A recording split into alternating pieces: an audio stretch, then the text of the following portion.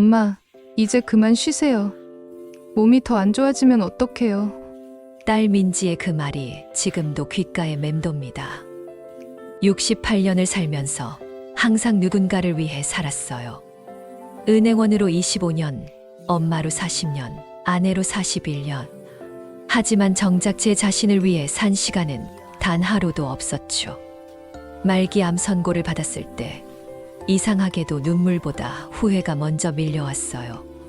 아, 내가 하고 싶었던 것들을 하나도 못하고 가는구나. 서랍 깊숙이 숨겨뒀던 낡은 다이어리. 거기엔 20대부터 적어온 버킷리스트가 빼곡했어요. 바다에서 일출 보기, 딸에게 진심으로 사과하기, 가족 사진 남기기. 남은 시간 6개월. 이번엔 정말 제 인생을 살아보기로 했어요. 정기검진 결과를 듣던 날의 기억이 생생해요. 의사 선생님은 조심스럽게 입을 열었어요. 환자분 검사 결과가 좋지 않습니다. 췌장암 사기로 보이고요. 이미 다른 장기로 전이된 상태예요. 적극적인 치료를 해도 6개월 정도. 머릿속이 하얘졌어요.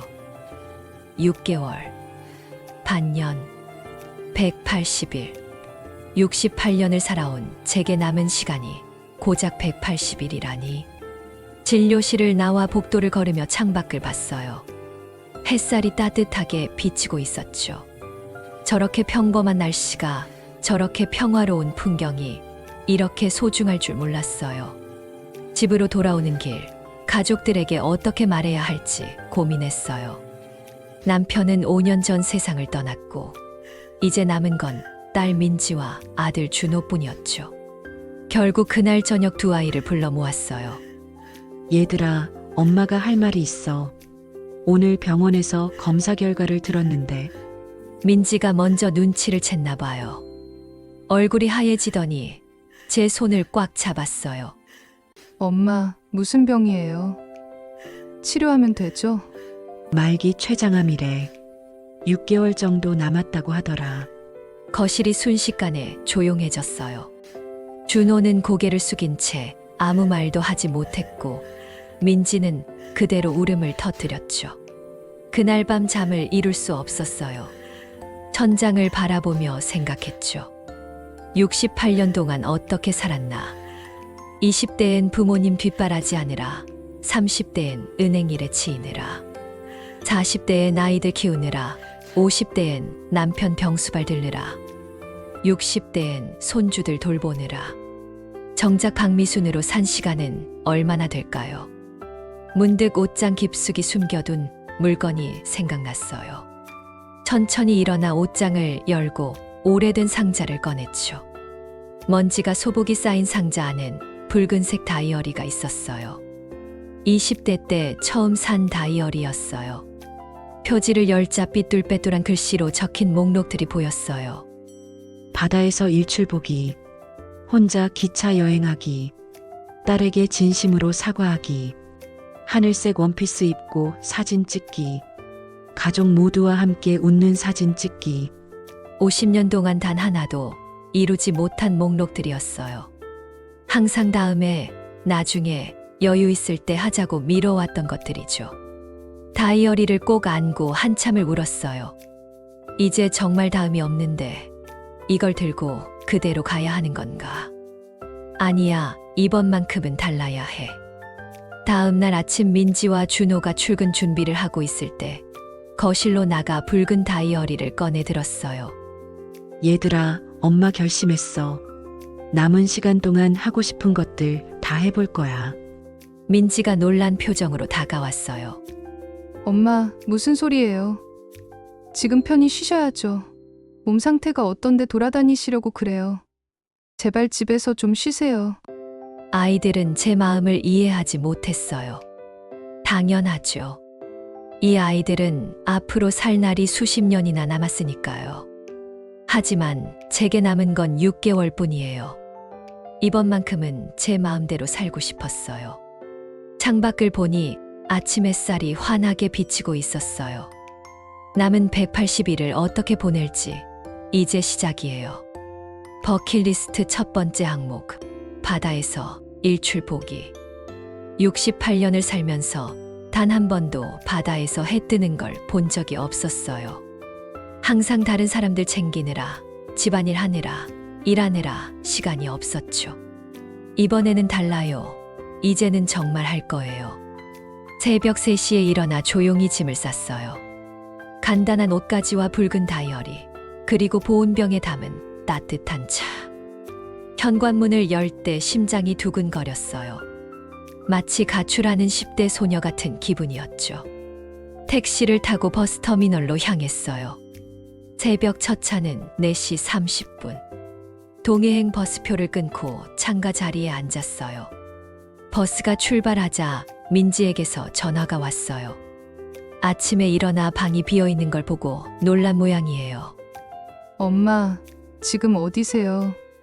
새벽부터 안 계셔서 얼마나 놀랐는지 아세요? 미안해, 민지야. 엄마 바다 보러 왔어. 일출 보고 저녁에 들어갈게. 엄마, 지금 몸 상태가 어떤데요? 당장 집에 들어오세요. 제가 지금 차 끌고 나갈게요. 민지야, 엄마 이해해줘. 평생 한 번도 못 해본 거야. 이번만큼은 하고 싶어. 걱정하지 마. 조심할게. 전화를 끊고 창밖을 봤어요. 어둠이 서서히 밝아지고 있었죠. 고속도로를 달리는 버스 안에서 바라본 새벽 풍경이 이렇게 아름다울 줄 몰랐어요. 3시간을 달려 동해에 도착했어요. 바다 냄새가 코끝을 스쳤죠. 짭조름하면서도 상쾌한 그 냄새. 해변으로 걸어가는데 다리에 힘이 없었어요. 요즘 들어 체력이 부쩍 떨어진 게 느껴졌죠. 하지만 포기할 순 없었어요. 백사장에 돗자리를 펴고 앉았어요. 수평선 너머로 하늘이 조금씩 붉게 물들기 시작했어요. 파도 소리를 들으며 기다렸죠. 그때 옆에서 누군가 말을 걸었어요. 혹시 혼자 오셨어요? 일출 보러요? 60대쯤 돼 보이는 여성이 미소를 지으며 다가왔어요. 짧은 머리에 편안한 옷차림, 그리고 눈가에 깊은 주름이 인상적이었죠. 네, 평생 한 번도 못 봤거든요. 그쪽도 혼자세요? 여성이 고개를 끄덕이며 옆에 앉았어요. 이름은 정숙이라고 했어요. 알고 보니 같은 병을 앓고 있는 분이었죠. 말기 폐암으로 1년 시한부 선고를 받았대요. 우린 아무 말 없이 함께 수평선을 바라봤어요. 그리고 드디어 그 순간이 왔어요. 붉은 태양이 수평선 위로 천천히 고개를 내밀기 시작했어요. 처음엔 작은 점처럼 보이다가 점점 커지면서 온 세상을 붉게 물들였죠. 눈물이 났어요. 이렇게 아름다운 풍경을 68년 동안 단 한 번도 보지 못했다니. 왜 진작 오지 않았을까? 왜 항상 내일, 다음에, 나중에라고 미뤘을까? 정숙 씨도 눈물을 흘리고 있었어요. 우린 서로의 손을 잡았어요. 말이 필요 없었죠. 같은 아픔을 겪고 있는 사람끼리만 느낄 수 있는 연대감이었어요.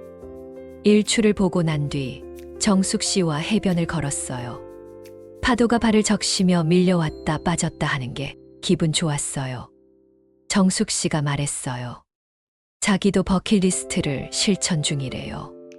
지난달엔 패러글라이딩을 했고 이번 주엔 제주도에 갈 거래요. 하고 싶은 것 다 하고 가겠다고. 그 말을 듣고 용기가 났어요. 그래, 나도 할 수 있어. 남은 시간 동안 하나씩 다 해보는 거야. 해변 카페에서 따뜻한 커피를 마시며 서로의 이야기를 나눴어요. 정숙 씨는 제게 힘을 줬어요. 가족들이 반대해도 몸이 힘들어도 하고 싶은 건 꼭 하라고. 집으로 돌아오는 버스 안에서 붉은 다이어리를 꺼냈어요. 첫 번째 항목에 빨간 펜으로 큰 체크 표시를 했죠. 창밖을 보니 석양이 지고 있었어요. 오늘 하루 동안 일출과 석양을 모두 본 거예요. 이렇게 하루가 풍성할 수 있구나. 집에 도착하니 민지가 현관에서 기다리고 있었어요. 걱정했던 얼굴이었지만 제 표정을 보더니 조금 안심하는 것 같았어요. 이제 두 번째 소원을 이룰 차례예요. 다이어리를 펼쳐보니 혼자 기차 여행하기라고 적혀 있었죠. 내일은 어디로 갈까? 생각만 해도 설레요. 일주일 동안 세 개의 소원을 이뤘어요. 혼자 기차 여행도 다녀왔고 하늘색 원피스도 사서 입어봤어요. 사진도 찍었죠. 하지만 다이어리를 볼 때마다 가슴이 먹먹한 항목이 하나 있었어요. 딸에게 진심으로 사과하기. 민지는 어릴 적부터 그림 그리는 걸 좋아했어요. 미대에 가고 싶다고 했죠. 하지만 그때 반대했어요. 예술로는 먹고 살기 힘들다고, 안정적인 직장을 가지라고 강요했어요. 결국 민지는 꿈을 포기하고 회계사가 됐어요. 지금은 큰 회사에 다니며 잘 살고 있지만 그때부터 우리 사이엔 보이지 않는 벽이 생겼어요. 20년이 지났지만 여전히 어색했어요. 전화 통화도 형식적이고 만나도 깊은 이야기는 나누지 못했죠. 이번에는 진심으로 사과하고 싶었어요. 늦었지만 가기 전에 꼭 해야 할 일이었어요. 어느 주말 오후 민지를 집으로 불렀어요. 거실에 마주 앉아 차를 마시는데 가슴이 두근거렸어요. 민지야, 엄마가 할 말이 있어. 내가 고3 때 미대 가고 싶다고 했었잖아. 그때 엄마가 반대했던 거. 민지의 얼굴이 굳어졌어요. 20년 전 상처를 건드린 거죠. 엄마, 그 얘기는 왜 갑자기요? 다 지난 일이에요. 지금 잘 살고 있잖아요. 목소리는 담담했지만 표정은 차가웠어요. 아직도 그때 상처가 남아있는 게 느껴졌죠. 엄마가 잘못했어. 내 꿈을 짓밟았던 거 정말 미안해. 그때 내가 얼마나 그림을 사랑했는지 알면서도 엄마 욕심으로. 엄마, 됐어요. 사과받고 싶지 않아요.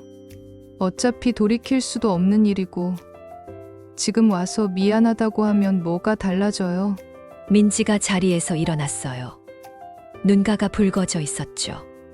20년 동안 엄마 때문에 얼마나 힘들었는지 아세요? 회사 다니면서도 매일 그림 그리는 꿈을 꿔요. 그런데 엄마는 그것도 모르고 회계사 돼서 잘 됐다고만 하셨잖아요.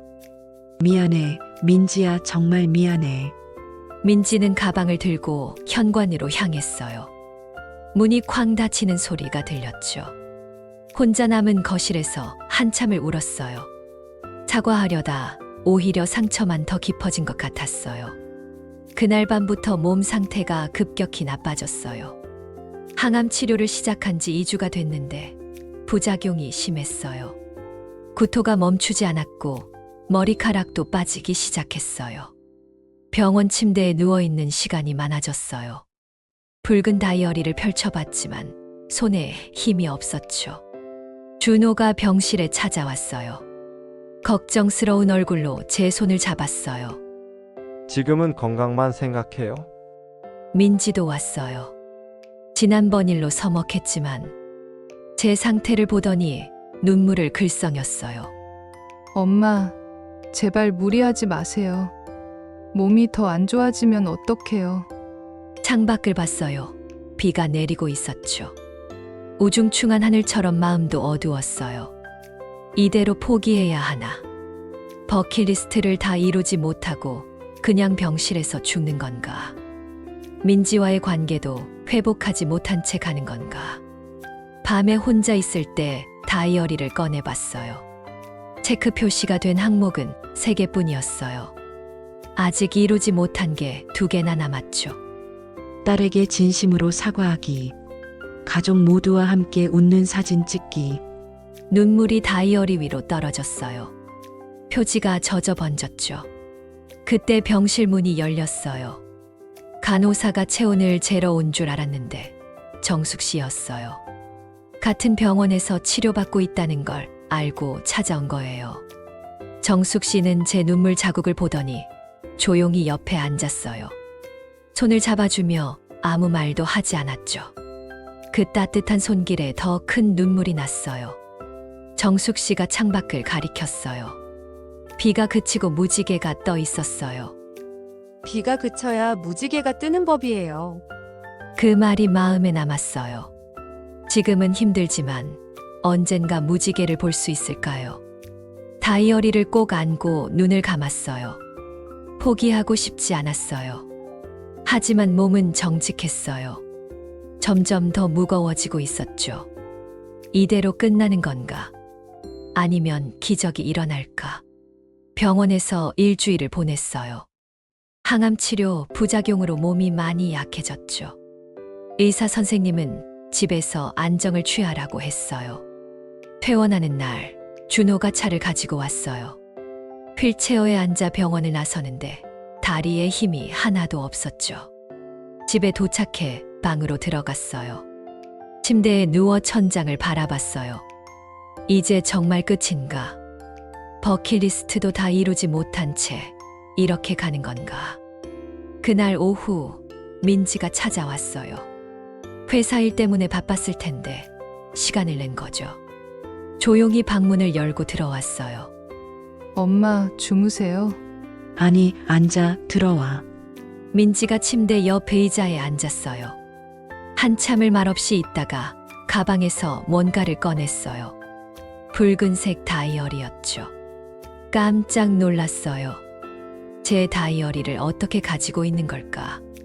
엄마, 지난주에 방 청소하다가 침대 밑에서 떨어진 거 주웠어요. 그래서 읽어봤어요. 손이 떨렸어요. 제 버킷리스트를, 제 마음을 다 본 거예요. 민지가 다이어리를 펼쳤어요. 손가락으로 한 항목을 가리켰죠. 딸 민지에게 진심으로 사과하고 꼭 안아주기. 민지의 눈에 눈물이 고였어요. 엄마, 저는 몰랐어요. 엄마가 이렇게까지 미안해하고 계신 줄. 20년 동안 엄마를 원망했는데 사실 엄마도 힘드셨던 거죠. 미안해. 민지가 얼마나 그림을 사랑했는지 알면서도 안정적으로 살았으면 하는 마음뿐이었어. 민지가 고개를 저었어요. 눈물이 뺨을 타고 흘러내렸죠. 아니에요. 엄마, 저도 미안했어요. 엄마를 20년 동안 원망하면서 살았어요. 엄마가 먼저 사과하려고 했는데 저는 그것도 받아주지 않았잖아요. 정말 죄송해요. 엄마, 사실 저 요즘 다시 그림 그리고 있어요. 퇴근하고 집에서 조금씩요. 늦었지만 다시 시작하려고요. 엄마가 버킷리스트 실천하는 걸 보면서 용기를 얻었어요. 가슴이 뭉클했어요. 제 딸이 다시 꿈을 찾은 거예요. 20년이 걸렸지만 늦지 않았어요. 민지가 제 품에 안겼어요. 어렸을 때처럼 폭 안기더니 한참을 울었어요. 저도 딸을 꼭 안고 함께 울었죠. 20년 동안 쌓였던 벽이 무너지는 순간이었어요. 얼마나 울었을까? 문이 열리며 준호가 들어왔어요. 우리 모습을 보더니 놀란 표정이었죠. 엄마, 누나, 무슨 일이에요? 민지가 눈물을 닦으며 말했어요. 준호야, 우리 엄마 버킷리스트 다 이루게 도와드리자. 엄마가 하고 싶은 거 다 할 수 있게. 준호가 고개를 끄덕이며 우리 곁으로 왔어요. 세 사람이 함께 손을 잡았죠. 그날 저녁 거실에 세 사람이 모여 앉았어요. 준호가 붉은 다이어리를 펼쳐놓고 하나씩 확인했어요. 체크 표시가 된 항목 3개, 그리고 남은 항목 2개. 딸에게 진심으로 사과하기 오늘 이뤘어요. 가족 모두와 함께 웃는 사진 찍기 이제 하나만 남았네요. 민지가 제 손을 잡으며 말했어요. 엄마, 이번 주말에 가족 사진 찍으러 가요. 사진관에서 예쁘게 찍어요. 준호도 스마트폰을 꺼내 일정을 확인했어요. 토요일에 사진관 예약할게요. 가슴이 벅찼어요. 이 아이들이 이렇게 제 편이 되어주다니. 포기하려던 순간 다시 살아날 힘을 얻었어요. 창밖을 보니 달이 밝게 떠 있었어요. 구름 사이로 별도 반짝이고 있었죠. 정숙 씨가 말했던 무지개가 떠올랐어요. 비가 그치고 나니 정말 무지개가 뜬 것 같았어요. 그날 밤 오랜만에 깊이 잠들었어요. 악몽도 없었고 아침에 눈을 떴을 때 마음이 편안했죠. 거울을 봤어요. 머리카락은 많이 빠졌지만 눈빛만큼은 살아있었어요. 아직 끝나지 않았어요. 마지막 소원을 이룰 때까지 저는 포기하지 않을 거예요. 식탁에 앉아 아침을 먹는데 민지가 문자를 보냈어요. 엄마, 사랑해요. 토요일에 예쁘게 입고 나와요. 눈물이 또 났어요. 하지만 이번엔 슬픈 눈물이 아니었어요. 감사한 눈물이었죠. 토요일까지 사흘 남았어요. 그동안 몸 상태를 최대한 회복해야 해요. 붉은 다이어리를 펼쳐 마지막 항목을 바라봤어요. 가족 모두와 함께 웃는 사진 찍기. 곧 체크 표시를 할 수 있을 거예요. 그 생각만으로도 힘이 났어요. 토요일 아침이 밝았어요. 창문을 열자 따뜻한 봄바람이 들어왔어요. 4월의 햇살이 방 안을 환하게 비췄죠. 옷장을 열고 한참을 고민했어요. 결국 버킷리스트에 적었던 하늘색 원피스를 꺼냈어요. 한 달 전 샀던 옷이에요. 입어보니 생각보다 잘 어울렸어요. 머리카락은 많이 빠졌지만 민지가 사준 예쁜 모자를 썼어요. 거울을 보니 68세 할머니가 아니라 20대 아가씨 같았죠. 준호가 차를 가지고 왔어요. 민지도 일찍 도착해서 현관에서 기다리고 있었어요. 엄마, 정말 예쁘세요. 마치 공주님 같아요. 준호도 환하게 웃으며 제 손을 잡았어요. 사진관에 도착했어요. 작지만 아늑한 곳이었죠. 사진사님이 반갑게 맞아주셨어요. 어머, 정말 멋진 가족이시네요. 오늘 최고의 사진 남겨드릴게요. 배경을 골랐어요. 하얀색 커튼이 있는 곳으로 정했죠. 깔끔하고 밝은 느낌이었어요. 세 사람이 나란히 섰어요. 제가 가운데, 양옆에 민지와 준호가 섰죠. 사진사님이 카메라를 들고 말했어요. 자, 이제 웃으세요. 하나, 둘, 셋. 그 순간이 영원처럼 느껴졌어요. 딸과 아들이 제 어깨를 감싸 안고 우리 세 사람이 함께 웃었어요. 플래시가 터졌어요. 평생 꿈꿔왔던 순간이었어요. 가족 모두가 함께 행복하게 웃는 사진. 촬영이 끝나고 여러 장의 사진을 확인했어요. 모니터 속 우리 가족은 정말 행복해 보였어요. 민지가 제 어깨에 기대며 말했어요. 엄마, 이 사진 크게 인화해서 거실에 걸어요. 매일 볼 수 있게요. 그래, 좋아. 그리고 엄마가 하고 싶은 말이 있어. 이번에 정말 행복했어. 버킷리스트 이루면서 알았어. 인생은 짧고 하고 싶은 건 지금 해야 한다는 걸. 준호가 고개를 끄덕였어요. 점심은 바닷가가 보이는 레스토랑에서 먹었어요. 창밖으로 푸른 바다가 펼쳐져 있었죠. 함께 웃고 떠들며 식사하는 시간이 너무 소중했어요. 이런 평범한 순간이 이렇게 행복할 줄 몰랐어요. 집으로 돌아오는 차 안에서 붉은 다이어리를 펼쳤어요. 마지막 항목에 빨간 펜으로 큰 체크 표시를 했죠. 모든 소원을 이뤘어요. 100일 동안 제가 평생 하고 싶었던 모든 것을 했어요. 그날 밤 침대에 누워 천장을 바라봤어요. 이상하게 마음이 편안했어요. 후회가 없었죠. 다음 날부터 몸 상태가 급격히 나빠졌어요. 일어나는 것조차 힘들어졌죠. 2주가 지났어요. 병원에 다시 입원했어요. 의사 선생님은 이제 시간이 얼마 남지 않았다고 했어요. 민지와 준호가 매일 병실을 지켰어요.